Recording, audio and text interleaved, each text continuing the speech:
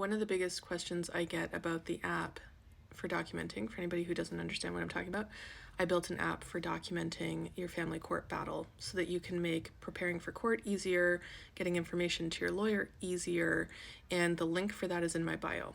But one of the biggest questions I get is, why don't you have a category in the app for narcissistic abuse, for coercive control, for manipulation, for gaslighting? There's a reason.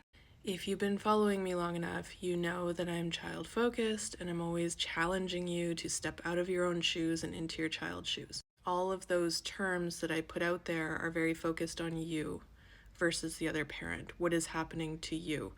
While some of that stuff may be happening to your child as well, you're labeling it instead of describing.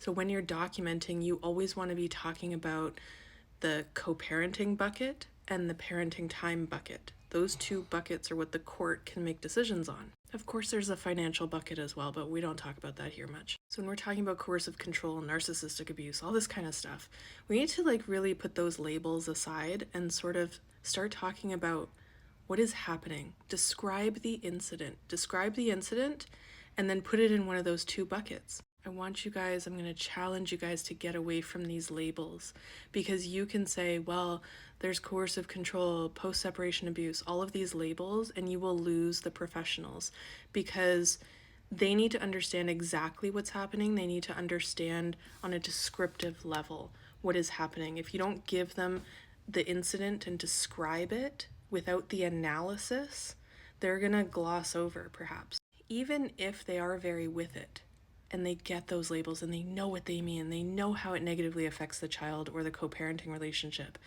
They still need to understand the incidents, and you still need to describe those things to them.